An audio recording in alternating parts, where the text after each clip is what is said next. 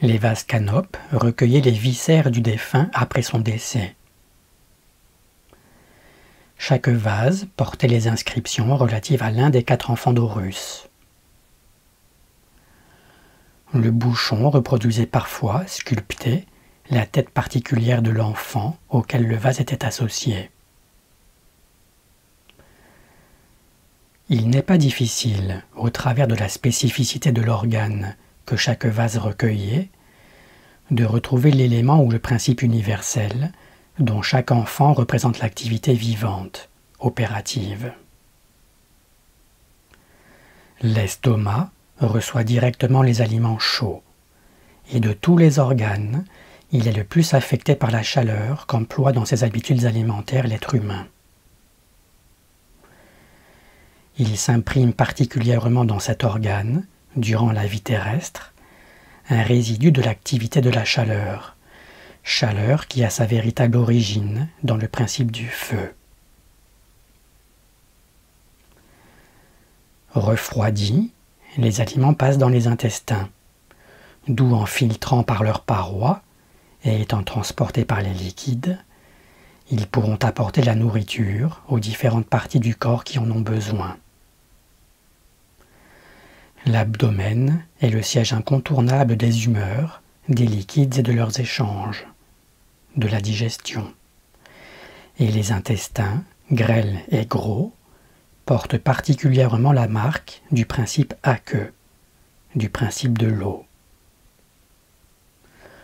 Le côlon, par exemple, réabsorbe, afin de ne pas la perdre, la presque totalité de l'eau alimentaire qui reste après la digestion.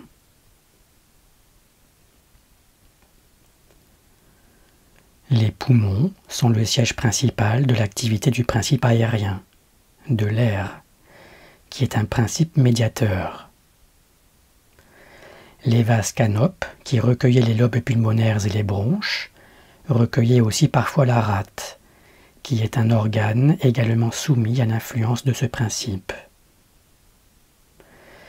Dire d'un principe qu'il est un principe médiateur, c'est dire de lui qu'il est un principe de promiscuité, de mélange.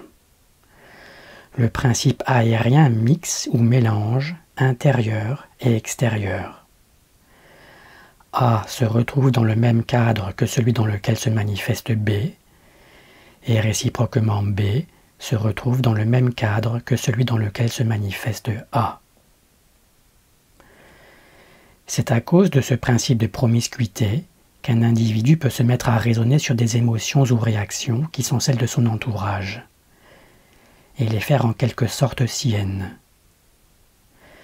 C'est à cause de ce principe que les filles ou les éperviers de Nephthys ont été décrites comme pleureuses, et que la nestis grecque a été également associée à l'affect, l'affectation. Les manifestations affectueuses dans le vrai sens du terme, c'est-à-dire de l'affect, de Nephthys et Nestis, apparaissent de par l'existence de la promiscuité, du mélange de notre propre être avec les autres individus. C'est ici que l'on peut se poser la question suivante. Une pleureuse démontre-t-elle un sentiment qui est vraiment personnel ? En tout cas, s'il est personnel, c'est qu'il était auparavant caché.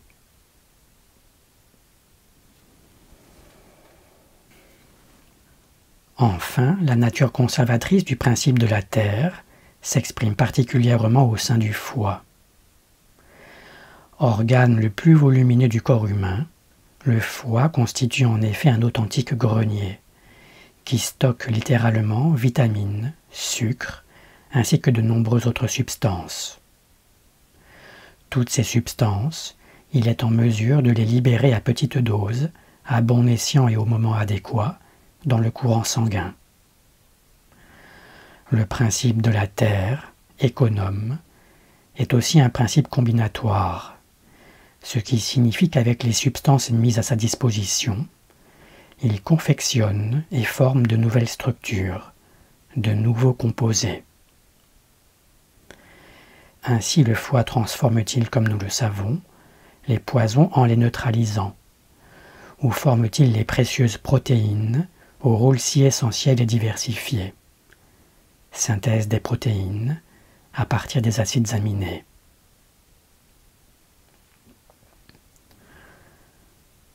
Comme le lecteur s'en aperçoit maintenant, le choix des organes destinés au vase canope était extrêmement pertinent au regard des caractéristiques de chacun des 4 éléments. Ce choix dénote à l'évidence en Égypte une volonté délibérée de produire un travail particulier en faisant agir ce qui relève de chacune de ces 4 forces.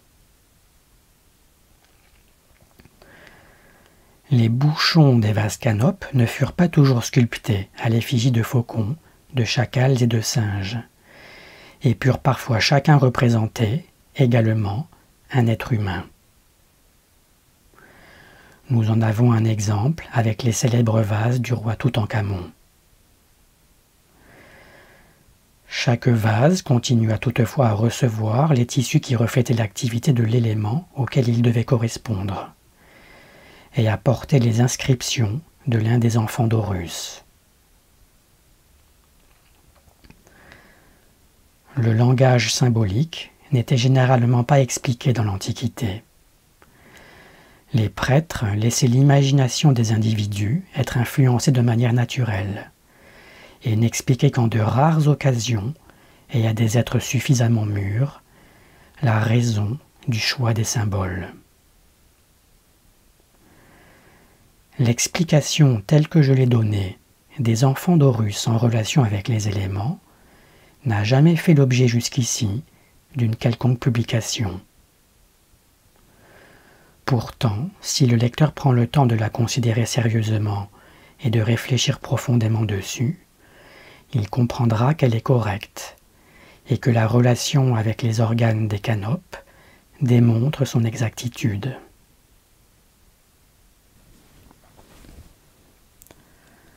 Anubis et la momification.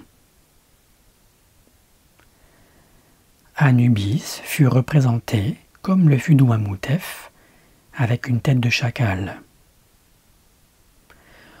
Autorisé à s'approcher des défunts et à embaumer leur corps, la mission qui lui échoit est de s'occuper de l'être humain après son décès.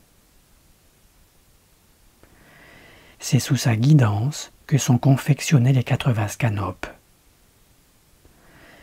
Par la réalisation de ceux-ci, Anubis place l'homme dans ses propres éléments. Il révèle au décédé les forces qu'il abritait dans son corps durant sa vie et il l'initie à la connaissance de lui-même. Éveillé par cette connaissance, le défunt pénètre ensuite en conscience dans les plans de l'âme et de l'esprit, plans dans lesquels il manifeste son être, également de manière quadripolaire. Le ralentissement de la décomposition des tissus est produit par la momification et l'embaumement. Il avait pour but de faciliter la compréhension chez le défunt de son rapport avec la matière dense. Ce rapport personnel ne disparaît pas après le décès, mais est gardé en mémoire. En initiant l'être humain aux forces universelles que sont les 4 éléments, personnifiés par les enfants d'Horus, Anubis ouvre celui-ci à la connaissance profonde de lui-même et à celle de sa propre éternité.